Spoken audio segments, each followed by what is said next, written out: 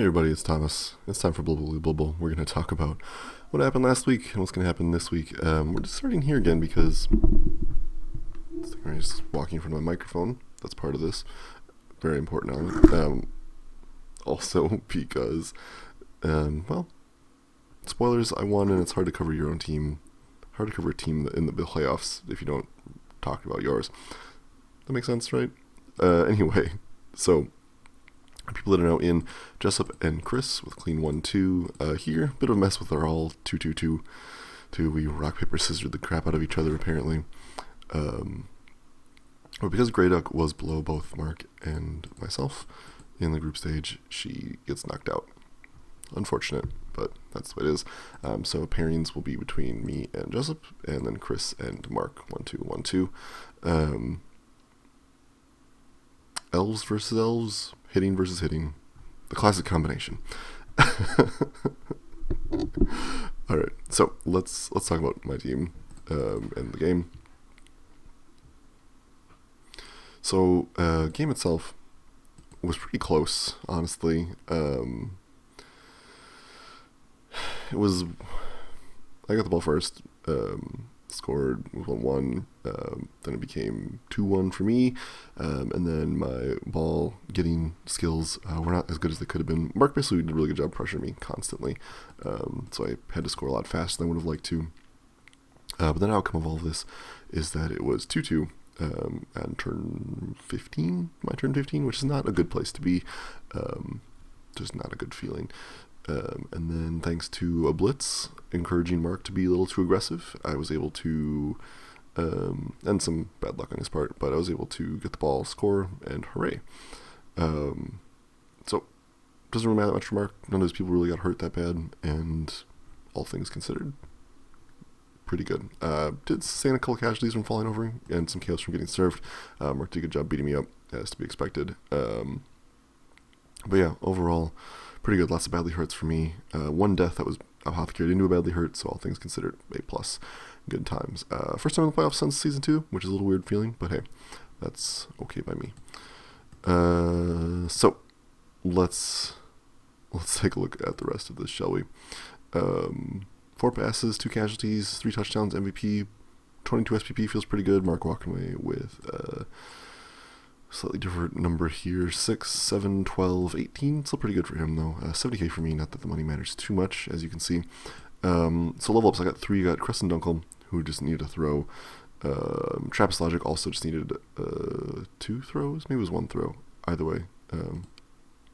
Him threw ball. And Hard, Better, Faster Logger. Also, Hard, Better, Faster Logger rolled a 6-4. I took plus MA because that makes this piece the fastest in the league. Also, the catchers have sprint. I would have catchers have sprint, but this is the cleanest no GFI running possible. So it should help a little bit. I already got block dodge too, so I felt like it was a pretty good time to take plus MA. I got block on Trappist Logic and Crescent Knuckle mostly for defensive purposes, especially on a guard piece, but also just you need something to prevent both downs from being a bad thing for you, even when it's not your turn, especially when it's not your turn. So yeah, I'm down to 12 players with this piece being missed next game. I think I'll be okay with that, though, all things considered. Let's take a look at Mark's team.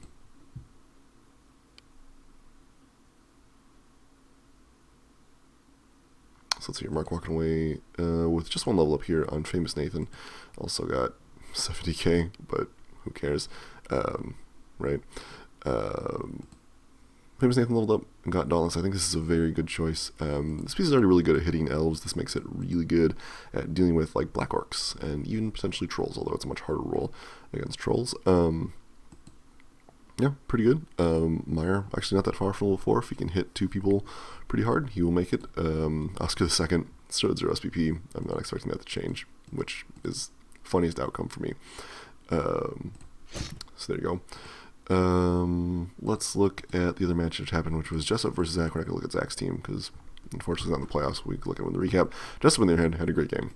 I got a replay of this, and I recorded a replay cast, and then OBS crashed, and bad things happened to the file. And then when I tried to reload everything, the replay file was corrupted. So you don't get to view the game. I'll tell you all about it, though.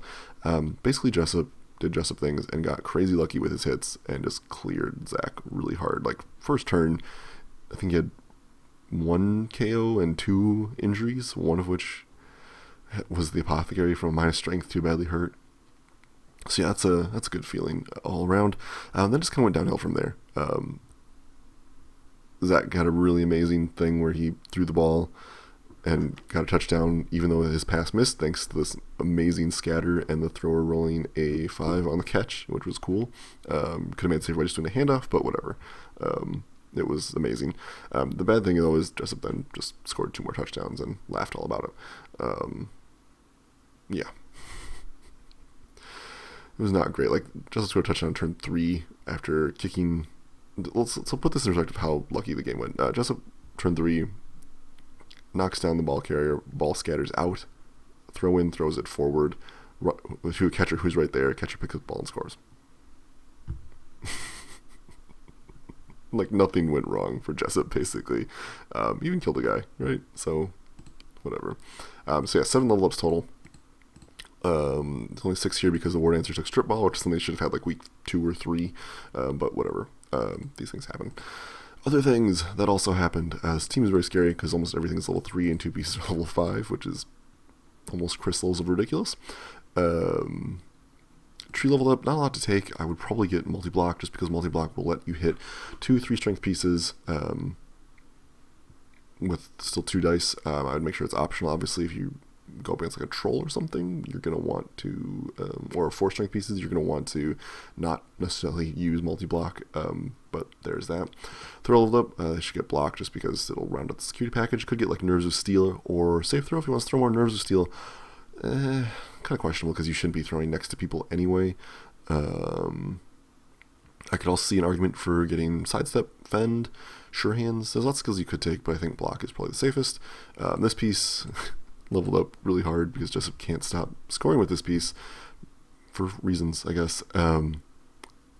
But yeah, it's Dauntless, pretty much. Dauntless would make Mighty Blow a lot better.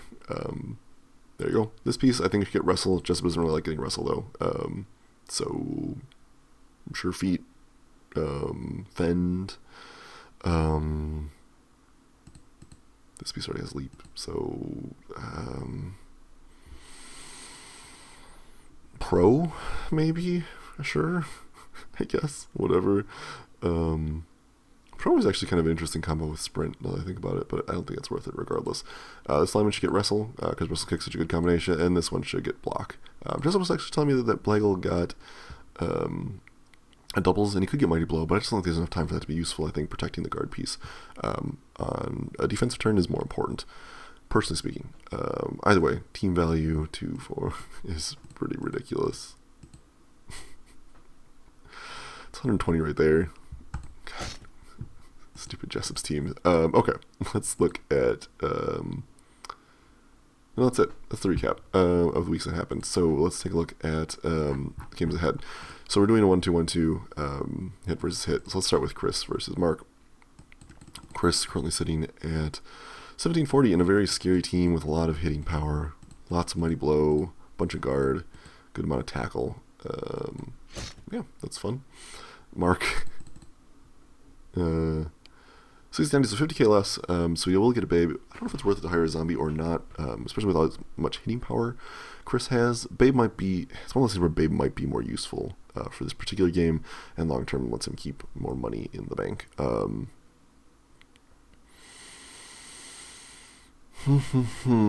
mean, Mark basically has to play keep away from Chris, because when Chris gets out to run, that's when he loses. He can hit a little bit, obviously, and have to hit strategically, and definitely needs to leverage Famous Nathan, but I think I need that water, and then I think that he pretty much has to make sure you can just run the ball away and keep it safe, and then it'll be fine. That's pretty much all there is to it. When I look at teams, by the way, I'm assuming most of these teams are complete. There are definitely level up potentials, but for the most part, these teams are ready to go. I mean, Chris just needs to do the Chris Orc thing and maul people to death, which thankfully he's got a lot of skills to help him do. This Polygon Mighty Blow piece will definitely help with that. This is a great combination, should do fun things for him. Dazzle 5, the Eternal. Not somebody in both those teams. We'll see what happens. Both teams are good. Both teams are scary. They just do things in a slightly different fashion, but it definitely is going to be close. I think if things go Mark's way, I think Mark will have the advantage. Hard to say, though. He's got a really hard matchup against Chris in terms of hitting, and Mark loves to hit, so we'll see what happens there. Me versus Jessup. Jessup has 1840 and has 1, 2, 3, 4, 5, 6, 120 SPP weighting, or 120 team value weighting, so he'll be at 1960.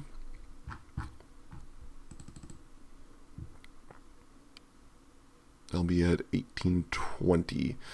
So only get 140, which is a little unfortunate. I would have liked to have a wizard, but extra reroll will be good. If he takes the doubles, I will get 150, so we'll see what he decides to do there. This game, I don't know what to expect. I'll avoid the tree pretty aggressively. That's worked for me last time. We played a long time ago. I won... No, he beat me 3-0, and I beat him 2-0. I feel like it's really going to be all about this removal here, because he just hit me so hard. And he's got a lot more Mighty Blow than I do. Well, with having 3 pieces with it already, potentially 4 pieces, so we'll see. That said, I'm a little bit better set up to hit him back, and I think I play the elf ball thing a little bit safer than he does. We'll see. I like fighting elf teams because they're not stronger than me, and in fact, with these catchers, I'm stronger than him. We have equal guard, so we'll see what happens there. I'm gonna say I'm gonna win because I want to win. There's no ties in playoff town, so we'll see what happens. But the game's gonna be close. I think I've got the best chance of anybody of beating him, though, since I'm very fast. Not quite as fast as him, but I am very fast. And frankly, I just deal with elf crap better. He tied Greyduck too. Twice. That's what I was trying to say there. So a fair amount of confidence there, I guess. We'll see. It's hard to say how things will go. He did lose to another running passing team, so we'll see. I don't know. There's just so much stuff here that I don't have. I think overall, like, my team is a little more balanced, but something to be said for having star players, right? We've got only one level 1 piece as well, but I've got a couple level 2 pieces here, and balance out by having, well, a couple level 4s, so I think I'm still behind. Okay. So this is, as usual, my last video before the season recap, because there's no point in doing mid-playoffs one. So if my predictions hold and Mark wins and I win, we will group 2 to the victory. We will go to the finals, and I think I will beat Mark. Beaten him pretty consistently lately, although this last game was hard. A tie wouldn't be as bad in the playoffs because I can deal with that from there. So we will see what happens. Certainly I expect to be wrong. It's very possible Jessup beats me. In which case I think Mark can beat Jessup. If Jessup wins the playoff, I think Chris and Mark can beat him, especially with Jessup's love of hitting people. So we'll see how it goes. Hall of Fame perusal. Last one before the recap. Most experienced player. 54s. That's pretty good. 3 level 5 pieces is very, very nice to see. Muffins is still on here, which is stupid. Hopefully everybody else gets past her. Best scorer is Cheese with 12. Pretty good. I don't think anyone's going to top that. Yeah, I don't see me doing that. I don't want my touchdowns that hard. Best thrower, Dog throws 27 passes. It's way more than I'm going to get. So Dog's probably holding on to that spot. Thrall could theoretically pass me, but we'll see. A little more skeptical of that one. No new receptions. Hopefully we'll see some. Playoff Squash is at 15 casualties. Got one. We'll see if Vol'jin manages to step it up and make it all the way. I'm not expecting Otto to do so, but Troll could definitely do work. Best runner, Parsec, God of Measurement. Up to 452. Chris is going to need a lot of run withdrawal to make up for that, but it is very possible for that to happen. Best thrower, Dog is at 268. I'm at 244. I'm guessing he's going to hold on to that top spot, but well, you never know. Maybe this piece will get all kinds of dead. Survivor doesn't mean anything for us. Best killer, no deaths this week. Again, we're still way ahead of schedule for 1 a week, so that's okay. Although percentage of hits and casualties were below where we should be, so whatever. Best Chief is still Cheese. Not too surprising there. Dog also catching a lot of stuff. Me with a good solid 4 here is a good feeling. But yeah, again, I spread my touchdowns out a lot more than Jessup does, so that explains that. Cool. Thanks for watching, everybody. I'll talk to you later.